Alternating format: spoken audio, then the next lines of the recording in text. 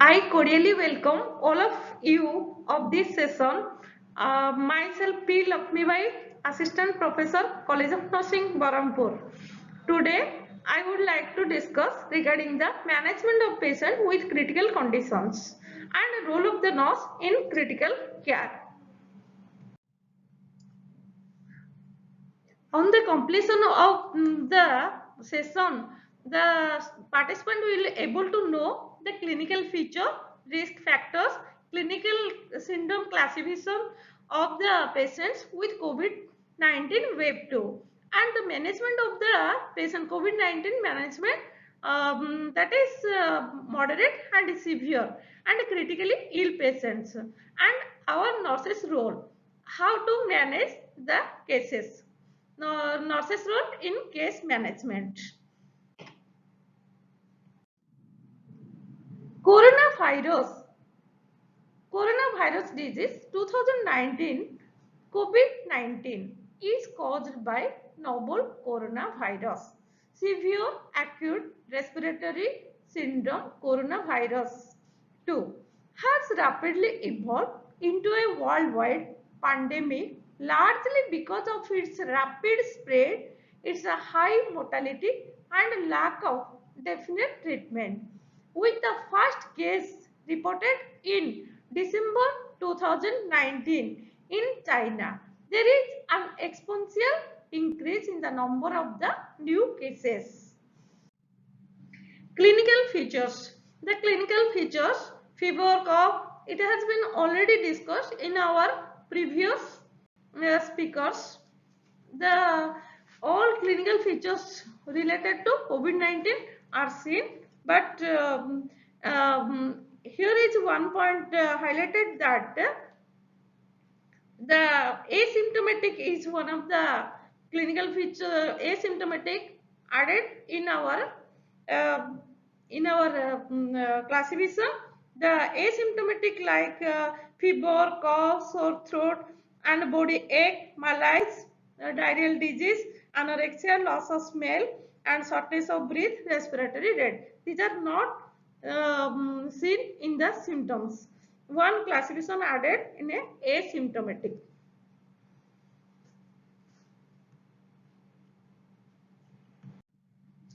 Clinical feature in case of old patients, the immunosuppressive disease, atypical symptoms, fatigue, reduced alertness, reduced mobility, diarrhea, loss of appetite, delirium, and absence of the fever. These are already has been discussed in our previous speakers. Then moves to risk factors. The major risk factors for severe disease are age more than 60 years, cardiovascular disease and hypertension, diabetes mellitus also one of the comorbid condition, other immunocompromised disease like HIV AIDS and chronic lung disease and kidney disease and chronic liver disease. Cerebrovascular disease also important aspect in case of COVID-19. Then obesity. Obesity leads to risk factor of the COVID-19. Then comes to clinical severity. Mild, moderate and severe. In case of mild clinical presentation, uncomplicated upper respiratory tract infection. Mild symptoms such as fever, cough, sore throat, nasal congestion, malaise, headache. Clinical parameters like no shortness of breath, no hypoxia seen in the mild case. Then where comes to clinical severity, moderate case. In case of moderate, the clinical presentation, pneumonia with no sign of severe disease. Clinical parameters. In case of moderate, the clinical parameters like adult with presence of clinical features of dyspnea or hypoxia, fever, cough, including saturation of oxygen 92 less than equal to 93%. On room air, respiratory rate more than equal to 24 per minute. Managed in dedicated COVID health center. In case of severe clinical severity, severe case re clinical presentation pneumonia present thae, severe pneumonia. Clinical parameters re ame dekhiya ku paiba adults with clinical signs of pneumonia plus one of the following respiratory rate. Jodi more than 30 breaths per minute and a severe respiratory distress, saturated oxygen less than 90% on room air. आमे ये case गुड़ा को manage करिबा dedicated Covid hospital centre मानक. Clinical presentation, acute respiratory distress. Acute respiratory distress is one of the important symptoms of COVID-19 wave 2 patients. Then clinical parameters like onset of the new or a worsening respiratory symptoms within 1 week or of known clinical insult. In this case, chest imaging, we are view that bilateral opacities not fully explained by the effusions, lobar or a long collapse or nodules are present. Pulmonary infiltrates, respiratory failure not fully explained by cardiac failure or the fluid overload. Oxygen impairment in case of adults, mild ARDS, moderate ARDS and severe ARDS. In case of oxygen impairment in the mild ARDS, that is 200 millimeter of mercury, less than partial oxygen per fractional oxygen, less than equal to 300 mm of Hg. Then in case of moderate ARDS, 100 mm of Hg, less than partial pressure oxygen per fractional pressure oxygen, less than equal to 200 millimeter of mercury. In case of severe ARDS, that is partial oxygen per fractional oxygen less than equal to 100 millimeter of mercury. These cases are managed in the dedicated COVID hospitals. Then clinical presentation sepsis. जदि patient sepsis अछि ताहले clinical parameters माने हमें देखिया को पाइबा जे acute life threatening organ dysfunction caused by a dysregulated host response to suspect or proven infection. ए मानकर sign symptom गुडा को mainly organ dysfunction include altered mental status, difficulty breathing, decrease saturated oxygen level, then decrease urinary output and increase heart rate, weak pulse, cold extremities, low blood pressure, skin mottling, laboratory evidence of coagulopathy, thrombocytopenia and acidosis, high lactate hyperbilirubinemia. These are the clinical signs symptoms seen in the organ dysfunction in case of sepsis.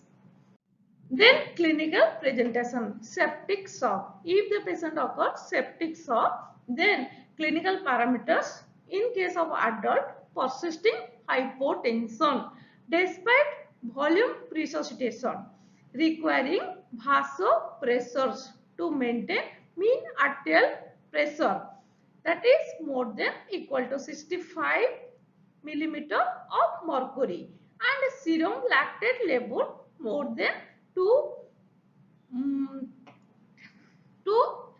millimole per liter. Then এই case गुडा को dedicated Covid hospital रे ही manage करिया को हमें तांको अनुमति देबा. Then management of moderate cases, patients with suspected or confirmed moderate COVID-19. Then clinical parameters are respiratory rate of more than equal to 24 per minute and saturated oxygen level 90 to 9 less than equal to 93%. Such patients will be isolated in dedicated COVID health center in the identified block level CHC or hospitals or dedicated blocks of a district hospital or a medical college hospitals. Then patient will be undergo detailed clinical history including assessment of comorbid conditions. If any comorbid conditions are present, then we will clinically we taking the history and assessment measures will be taken. And measurement of the vital signs is one of the important aspect, and saturation, oxygen saturation and chest x-ray and complete blood count and other investigations as indicated. Then clinical management of the moderate case, symptomatic treatment such as a antipyretic for fever, adequate hydration should be maintained, oxygen support should be given, targets saturated oxygen 92 to 96%. In case of COPD cases, that is 88 to 92%. Okay, then the initial device chosen for the administering oxygen depends upon the severity of hypoxia and work of breathing. Then in general, if high flow nasal oxygen, nasal cannula or a simple nasal cannula is used, triple layer medical mask should be applied over it. Then anticoagulation therapy and a prophylactic dose of unfractionated heparin or low molecular weight heparin, that is enoxaparin 0.5 mg per kg body weight per the day, that is subcutaneously introduced, and there should be no contraindication or high risk of bleeding. Contraindications: end stage renal disease, active bleeding, emergency surgery. These are the contraindications of anticoagulation therapy. Then next move to anti-inflammatory or immunomodulator therapy. Intravenous methylprednisolone 0.5 to 1 mg per kg or intravenous dexamethasone 0.1 to 0.2 mg per kg, usually for a duration of 5 to 10 days. Review the duration of administration as per the clinical response. Patients may be initiated or switched or to oral route if stable and or improving. Then next, antibiotics. Antibiotics should not be prescribed routinely unless there is a clinical suspicion of a bacterial infection.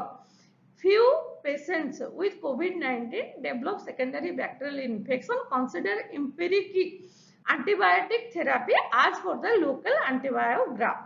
Then next, awake proning.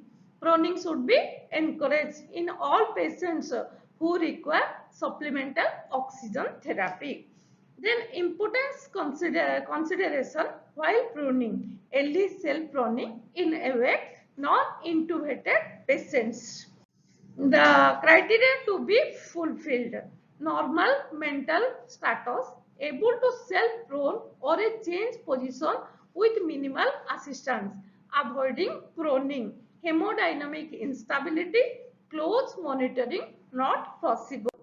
Then in any COVID-19 patients with respiratory embarrassment severe enough to be admitted to the hospital may be considered for a rotation and early self-proning. Care must be taken to not disturb the flow of oxygen during the patient rotation.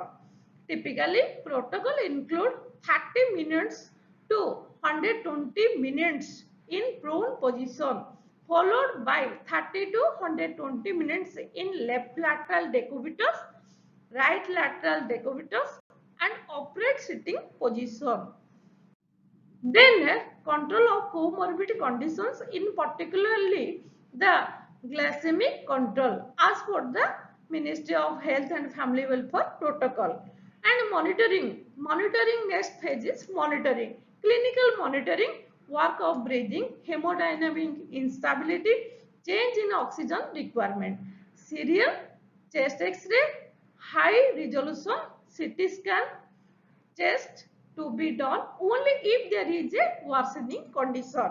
Then lab monitoring, C-reactive protein and D-dimer 48 to 72 hourly, complete blood count, kidney function test, liver function test 24 to 48 hourly. Interleukin 6 level to be done. If deteriorating subject to availability, then complete blood count with differential count, absolute lymphocyte count daily. These are the lab monitoring. And close monitoring of the patient with moderate COVID-19 is required for signs or symptoms of disease progression. Provision of mechanism for follow-up and transportation to the dedicated COVID hospital should be available. Then management of severe cases, early supportive therapy and monitoring is necessary. Symptomatic treatment with paracetamol and antitussive to continue and maintain euvolemia.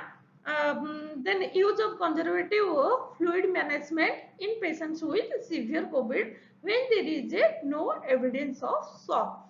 Then third point is respiratory support, supplemental oxygen therapy immediately to the patient with severe COVID and respiratory distress, hypoxemia or a shock initiate oxygen therapy at 5 liter per minute and titrate flow rates to reach the target saturated oxygen more than equal to 90%.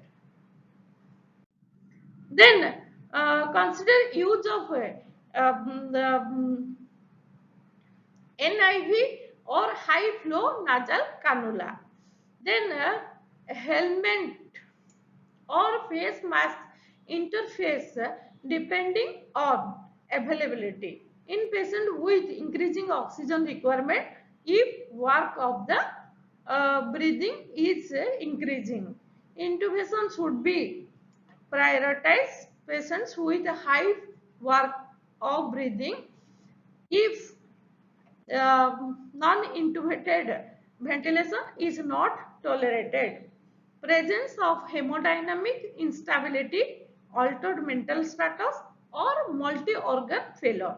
Use conventional acute respiratory distress net protocol for the ventilator management. Use contact precautions when the handling of contaminated oxygen interfaces of the patient with COVID-19. Then anti-inflammatory or immunomodulator therapy, injection methyl prednisolone 1 to 2 mg per kg IV in 2 divided dose 0.2 to 0.4 mg per kg of dexamethasone, usually for a duration 5 to 10 days. Anticoagulation, as like in case of moderate, it is also given in case of severe also. Weight based intermediate dose of prophylactic unfractionated heparin or a low molecular weight heparin, that is 0.5 mg per kg per dose subcutaneous in BD, and there should be no contraindication or a high risk of bleeding. Contraindications: end stage renal disease, active bleeding, emergency surgery. Consider unfractionated heparin in end stage renal disease. Then monitoring, serial chest x-ray, high resolution CT scan chest to be done only if there is a worsening. Lab monitoring, C-reactive protein and D-dimer 48 to 24 to 48 hourly and complete blood count, kidney function test, liver function test daily, interleukin 6 to be done if deteriorating subject to availability. Then management of hypoxia or a respiratory failure and ARDS. Recognize severe. First is to recognize severe hypoxemic respiratory failure when a patient with respiratory distress is failing standard oxygen therapy. Then patients may continue have increased work of breathing even when oxygen is delivered via face mask with reservoir bag. Flow rates of 10 to 15 liters per minute which is typically the minimum flow of required to maintain the bag inflation. Fractional oxygen 0.60 to 0.95. Then hypoxemic respiratory failure in ARDS commonly result from intrapulmonary ventilation, perfusion mismatch or shunt and usually requires mechanical ventilation. Then high flow nasal cannula oxygen or a non-invasive mechanical ventilation. When hypoxemic of the patient cannot be alleviated after receiving standard oxygen therapy, then high flow nasal oxygen therapy or non-invasive ventilation can be considered. Compared to standard oxygen therapy, high flow nasal oxygen reduces the need for intubation. Patient receiving high flow nasal oxygen should be in a monitored setting and endotracheal intubation in case of patient acutely deteriorates, does not improve after a short trial. Then NIV setting, pressure support 5 to 15 cm of water adjusted to tidal volume of 5 to 7 ml per kg and positive end expiratory pressure 5 to 10 cm water and fractional oxygen at the rate of 0.5 to 1 titrate to target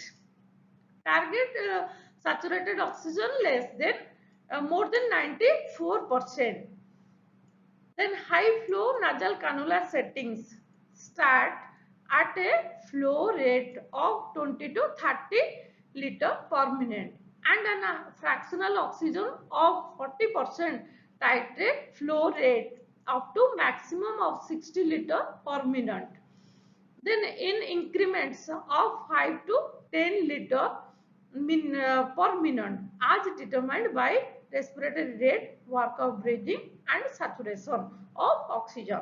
If the target saturation of oxygen is not achieved in increasing flow alone, fractional oxygen should be increased in steps of 5 to 10% up to a maximum of 100%.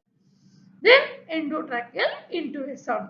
Endotracheal intubation कला बेले सबुले हमें लक्ष्य रखिबा जे trained person and a skilled person, experienced person, they are should provide the using the airborne precautions also we adopt and maintains with ARDS obese or pregnant may be desaturated quickly during the intubation. Breathe oxygenate with 100% fractional oxygen for 5 minutes via a face mask with reservoir bag valve mask, high flow nasal oxygen. Non-intubated ventilation, mechanical ventilation rapidly sequence intubation is appropriate after an airway assessment that identifies no signs of difficulty in intubation. Then implement the mechanical ventilation using lower tidal volumes 4 to 8 ml per kg predicted body weight and a lower inspiratory pressure, that is pp less than 30 cm per water.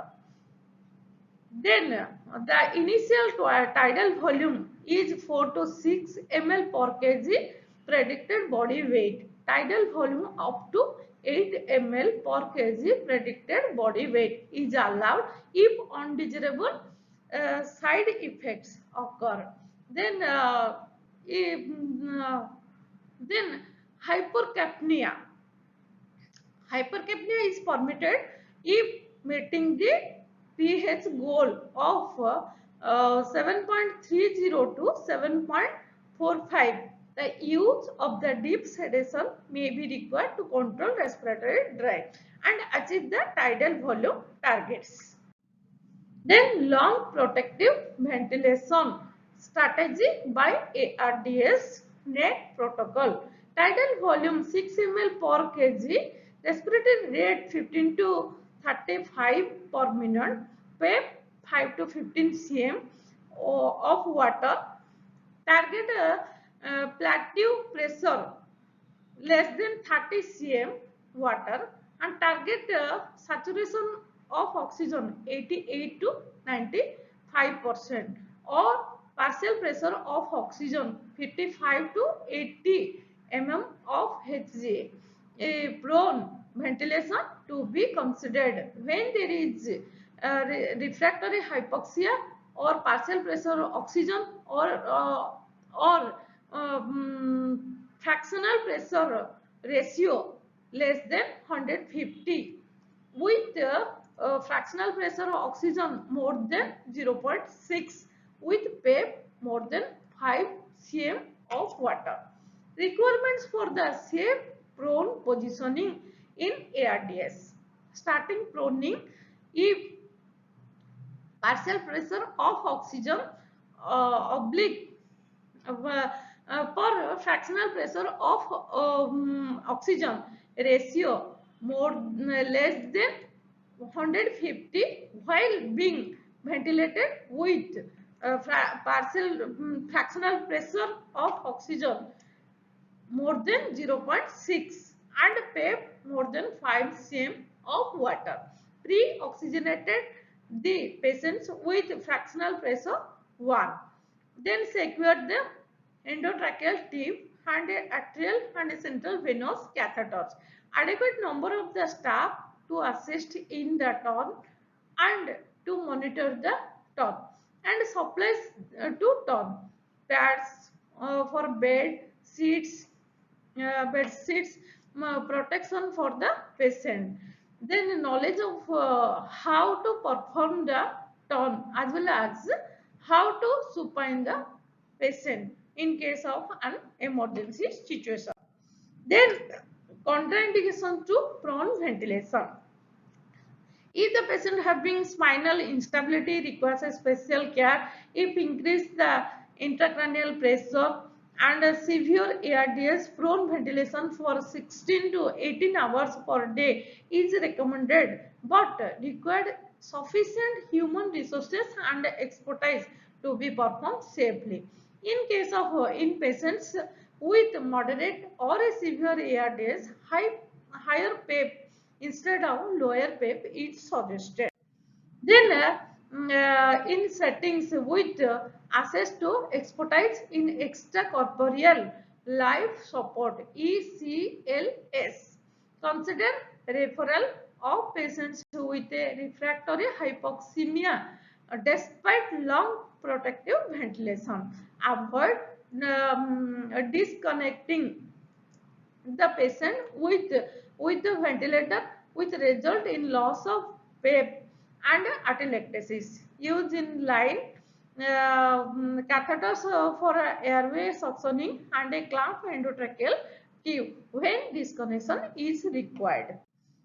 Then management of the septic shock. First is recognize the septic shock in adult. Vasopressors are needed to maintain the mean arterial pressure more than equal to 65 mm of Hg. Lactate level is more than 2 millimole per liter in absence of hypovolemia, altered mental status, tachycardia, bradycardia, prolonged capillary refill more than 2 seconds, or a warm vasodilation with bounding pulse.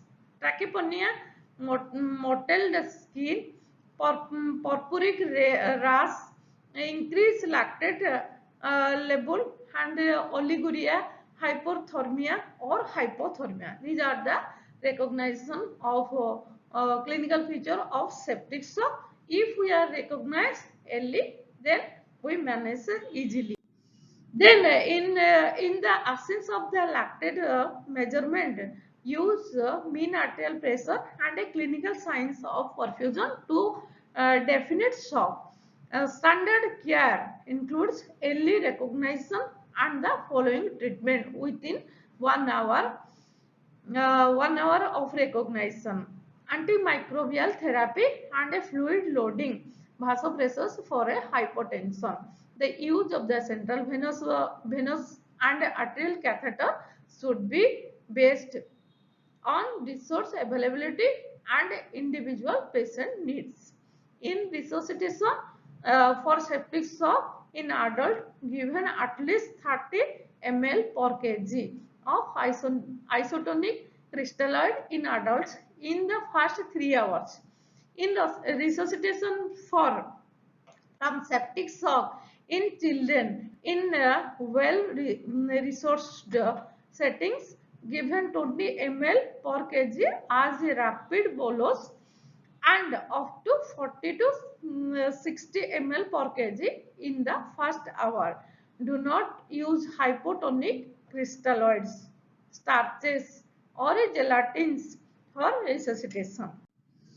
Then fluid resuscitation may lead to volume overload, including respiratory failure. If there is no response to fluid loading and signs of the volume overload appear, then reduce or the discontinue fluid administration. This step is particularly important when the mechanical ventilation is not available. Then administer vasopressors when shock persists during or after fluid resuscitation. The initial blood pressure targets is mean arterial pressure more than equal to 65 millimeter of mercury in adults and age appropriate targets in the children. Then crystalloids include normal saline, Ringer's lactate. Determine the need for additional fluid bolus 250 ml to 1000 ml in case of adults or 10 to 20 ml per kg in children based on the clinical response and improvement of the perfusion targets. Perfusion targets include mean arterial pressure more than 65 millimeter of mercury or age appropriate targets in children. Urine output more than 0.5 ml per kg per hour in adults, 1 ml per kg per hour in case of children. And the improvement of the skin mottling, capillary refill, level of consciousness and lactate considered. Dynamic indices of the volume responsiveness to guide volume administration beyond the initial resuscitation based on the local resources and experience. These indices include passive leg rising test, fluid challenges with serial stroke volume measurements or variations in a systolic pressure, pulse pressure, inferior vena cava size or stroke volume in response to changes in the intrathoracic pressure during the mechanical ventilation. Then if the central venous catheter are not available, vasopressors can be given through a peripheral IV. But use a large vein and closely monitoring for the signs of the extravasations and local tissue necrosis. If the extravasations occur, stop the infusion. Vasopressors can also be administered through the intraosseous needles. If signs of the poor perfusion and cardiac dysfunction persist despite achieving the mean arterial pressure targets with fluid and vasopressors consider an inotropic such as a dobutamine. Then mainly outcome always we are waiting for the patients better things. Prevention of complications. So how it is prevented if the outcome is better? Outcome like reduce the days of invasive mechanical ventilation, reduce the incidence of ventilator associated pneumonia, reduce the incidence of the venous thromboembolism, and reduce the incidence of catheter related bloodstream infection, reduce the incidence of the pressure ulcers, reduce the incidence of stress ulcers, gastrointestinal bleeding, and reduce the incidence of the ICU related weakness, and relevant um, prevent and manage the opportunistic infection like mucormycosis. Then our role, our we are the nurses, so nurses role mainly apply timely, effectively, and safe supportive nursing care interventions immediately. Then provide nursing care to the to bring down the fever, reduce the respiratory and other symptoms, communicate actively with the patients and the families, and provide support and a prognostic information, allay fear and anxiety among the patients and the family, for provide counseling as appropriately. Then nursing assessment based on the according to nursing process. First is assessment. Assessment is the first step in the care of the COVID-19 patient.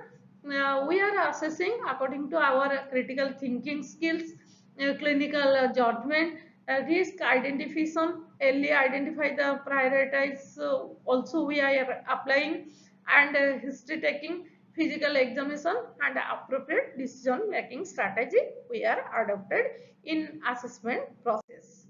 Then history taking. If the patient having international travel in the last 14 days, migration and return from the one place to another place, or contacts with laboratory confirmed cases or hotspot or a contaminated zone. Then physical examination. According to symptom, we are assess the physical assessment. Then symptoms like flu-like infections, such as acute respiratory infection with fever, symptoms of severe acute respiratory infection, which include ARI with fever more than 38 degrees centigrade and cough requiring hospitalization, breathlessness, patient having history of breathlessness or sore throat or a body ache and a chest congestion, GI offset symptoms, anomia, agousia. If any things we are according to history, physical examination we are assess.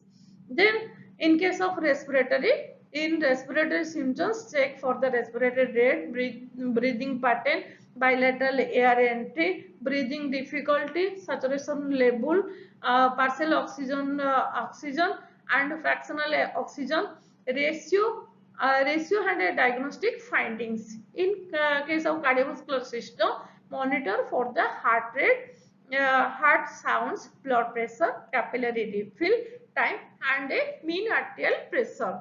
Assess pain using the different pain scale, analogous scale, numerical pain scale, assessment scale, and behavioral pain assessment scale as appropriate. Assess the anxiety level, then look for the development of the complications like acute respiratory distress or any other organ failure problems. Then respiratory support, assess for the sign of difficulty in breathing, such as changes in the respiratory rate, breathing pattern, bilateral air entry, breathing difficulty, saturation of oxygen level, partial oxygen per fractional oxygen ratio, or saturated oxygen uh, partial oxygen ratio. Then provide a propped up position, monitoring vital signs frequently, provide humidified oxygen to the patient, and maintain saturation of oxygen level of more than 90%. Maintain hydration, provide ventilator support if needed, monitor ventilator setting. Suction as and when needed, taking all the necessary droplet and aerosol precautions. Use closed suctioning system only. Then nursing diagnosis. If the nursing diagnosis, the respiratory failure and acute respiratory distress syndrome related to disease condition as evidenced by hypoxemia, respiratory distress, and decrease partial oxygen or fractional oxygen ratio. Then our goal is to prevent the hypoxemia and to relieve the respiratory distress and to maintain the oxygen saturation above 90%. Then nursing interventions like assess the respiratory rate, respiratory pattern, then saturated oxygen level, central sinus level, sinuses, etc. Then monitor signs of the respiratory distress such as difficulty in breathing, tachypnea, use of the accessory muscles for respiration. Give supplemental oxygen therapy at 10 to 15 liter per minute and titrate as per the saturated oxygen level, and consider high flow nasal cannula oxygen or non-invasive ventilation if standard oxygen therapy fails. Then look for the contraindication for high flow nasal cannula and NIV, which includes the hemodynamic instability, hypercapnia, multi-organ failure, or a abnormal mental status. Take aerosol precautions while administering high flow nasal oxygen and non-ventilator non-invasive ventilation to prevent the widespread dispersion of the exhaled air. Re-evaluate the response of the patients to high flow nasal oxygen oblique NIV and assess for the further need of the intervention preferable within 1 hour. If need of the intervention arises pre-oxygenated, the patient with 100% fractional oxygen for 5 minutes use a face mask with reservoir bag. Nasal high flow nasal oxygen or NIV. Then assist the expertise anesthesiologist and with intervention ET tube intervention, endotracheal tube intervention skillfully to prevent the desaturation during the intervention. Administer fluid conservatively to prevent the pulmonary edema and a congestion while maintaining the adequate tissue perfusion. Avoid disconnecting the patients from ventilator, which may result in a loss of PEP and atelectasis. Then next, nursing diagnosis, impaired hemodynamic status related to disease condition. Our goal is to achieve hemodynamic stability. Our interventions like fluid balance and skin temperature of the patient, assess the tissue perfusion by monitoring mean arterial pressure, capillary refill time, cardiac output, serum lactate level, urinary output, and level of consciousness. Apply conservative fluid strategy to avoid fluid overload. Administered 30 ml per kg isotonic crystalloids in adults in the first 3 hours. Then give isotonic crystalloids and avoid administering hypotonic crystalloid starches or a gelatin. Assess the fluid responsiveness through passive leg rising test or the stroke volume variations. Administered medications, which include non-adrenaline as a first line vasoactive drug of choice and dobutamine if inotropes are required. Then next, nursing diagnosis, septic shocks related to disease condition as evidenced by persisting hypotension, reduce mean arterial pressure and rise serum lactate level. Our goal is to prevent septic shock, to maintain mean arterial pressure more than 65 millimeter of mercury. Nursing intervention, like we implement the nursing intervention. First, our role is to assess the shock symptoms and such as altered level of consciousness, warm vasodilation with bounding pulse, tachycardia, bradycardia, hypothermia. Then oliguria, increase capillary refill time, etc. Then monitoring the patient for hypertension, decrease mean arterial pressure, increase lactate level. Administer antimicrobials such as neuroadminidase inhibitors as per the prescription within 1 hour of identification of the shock patients. Then provide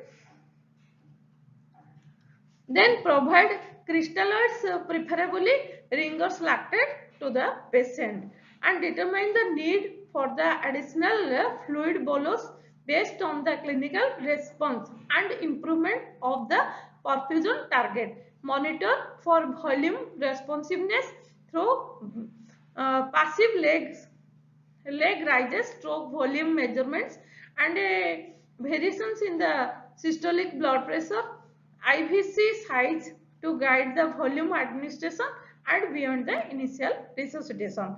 Administered vasopressors and inotropics such as noradrenaline and dobutamine respectively as per the prescription of the treating physicians. Then comes to next nursing diagnosis, altered thermoregulation related to disease condition as evidenced by rise body temperature. Our goal is to bring down the body temperature to normal range. Our intervention, like monitor the auxiliary body temperature of the patient, remove extra clothing, keep the patient environment cool, keep the patients hydrated, and administer antipyrotics as prescribed by the treating doctor. Then reassess the body temperature. Next, nursing diagnosis, body ache related to disease condition as evidenced by patient's verbalization, facial expressions, and pain rating scale. Our goal is to reduce the pain and promote the comfort. Our intervention, like assess the level of pain using appropriate pain rating scale, provide comfortable position to the patient, provide comfort devices to the patient such as the extra pillow, and administer analgesic as prescribed by the treating doctors, and assist the patient in perform the activities of daily living. Use diversional therapy such as music therapy to relieve the pain, and reassess the pain to monitor the effect of the intervention done. Then nursing diagnosis, next knowledge deficit related to disease condition as evidenced by the frequent questioning related to misconception. Then our goal is to provide knowledge about the disease process. Then intervention, like assess the knowledge level, educational status, and a preferable language of the communication over to the patient and their family relatives. Encourage him or her to ask questions and explain about the disease condition, and also need wearing masks, important of the quarantine in the prevention of the spread of infection, and use simple language while explaining about the disease process. Avoid medical jargons.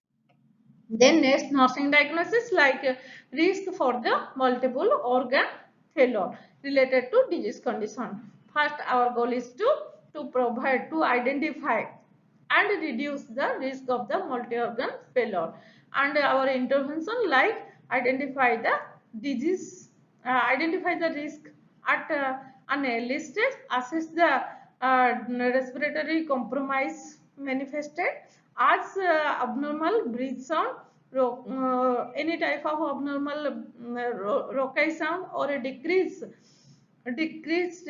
saturation level, oxygen saturation level, and assess the cardiovascular system related to complication, any complication manifested as by the alteration of the heart or a rate of the heart, then blood pressure level, and CRT and SP, uh, saturation of oxygen, heart sound, weak thready pulse, or a pedal edema, or ECG, or any echo. If required, we are done. Then next is a risk for the stress also related to poor nutritional intake. Our goal is to reduce the incidence of stress also. Our intervention like assess the availability of the patients for the oral intake, give early internal nutrition within 24 to 48 hours of the admission if not contraindicated. To prevent the stress also, administer histamine 2 receptor blockers, that is ranitidine or a proton pump inhibitor PPIs, and pantoprazole to maintain the gastric pH as prescribed by the treating physician. Look for the sign of stress also, such as a heartburn, bloating, pain in the abdomen, nausea, vomiting, anorexia. Then next, nursing diagnosis, risk for the pressure source related to prolonged bedridden status. Our goal is to prevent pressure all source.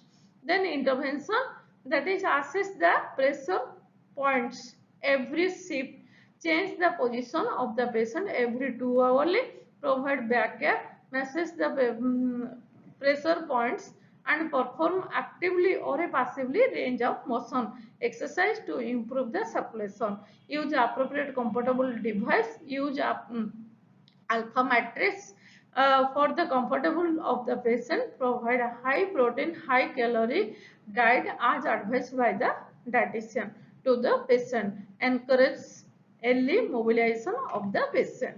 Then next, diagnosis, risk for the development of the ventilator associated pneumonia related to intubation, frequently suctioning, and non-adherence to the infection control practices. Our goal is to reduce the incidence of ventilator associated pneumonia. Then our intervention like perform regular antiseptic oral care. Oral intubation is preferable to nasal intubation. Semi-recumbent positions elevated the head end up to 30 to 40 degree. Use a closed suctioning system. Use a new ventilator circuit for each patient. Then change the circuit if it is soiled or damaged, but not routinely as a part of the aerosol precaution. Periodically drain and discard the condensate in tubings. Change the heat moisture exchanger when it is malfunctioning, soiled, wet, or the every 5 to 7 days. Consider specialized endotracheal tubes with subglottis suctioning device to limit the aspiration of or pharyngeal secretion. Perform daily coordinated spontaneous breathing trial and assess for the readiness to wean off the patients from the ventilator. Administer stress also. Prophylaxis and administered deep, deep vein thrombosis prophylaxis. Then discharge teaching. It is a last part of the patient. Make sure that the patient and his or her family members understand the discharge instruction, need for the follow-up, and a warning signs for which to seek the medical attention. Provide written discharge summary to the patient. Teach properly isolation techniques, hand hygiene, and a cough etiquette. Explain the importance of the quarantine to the patient, explain the medications prescribed to the patient with its side effect, describe how to wash hands, wear masks and disinfect surface at the home. Then revised discharge policy for the COVID-19. ଯେତେବେଳେ revised discharge policy for COVID-19 confirm COVID-19 ଯଦି confirm ଅଛି case ତାହେଲେ very mild or a pre symptomatic case ଅଛି ତାହେଲେ ସେ discharge ହେଲା ବେଳେ no RT-PCR test required before discharge. Then in case of confirmed case, moderate ହେଲା ମାନେ ତାର fever resolved within 3 days and oxygen saturation maintained without support, then that leads to discharge after 10 days of the symptoms onset and absence of the fever without antibiotic, resolution of the breathlessness, no oxygen requirement. Say case manakare no RT-PCR test required before discharge.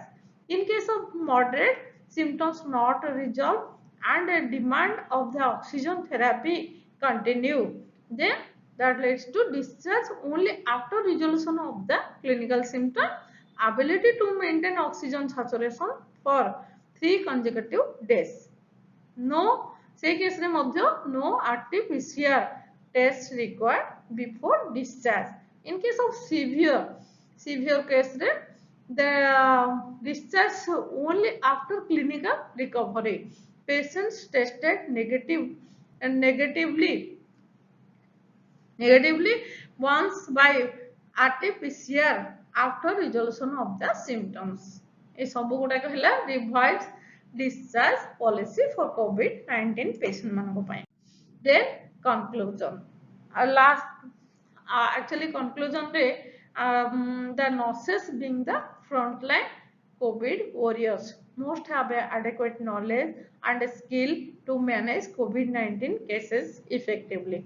They are required to keep themselves updated with the new guidelines on a COVID-19 from authenticated resources. This will improve their confidence in dealing with the such cases and empowering the nursing task force to provide quality care to the patient. This is all about my topic. Thank you so much patiently listening my topic. Thank you ma'am.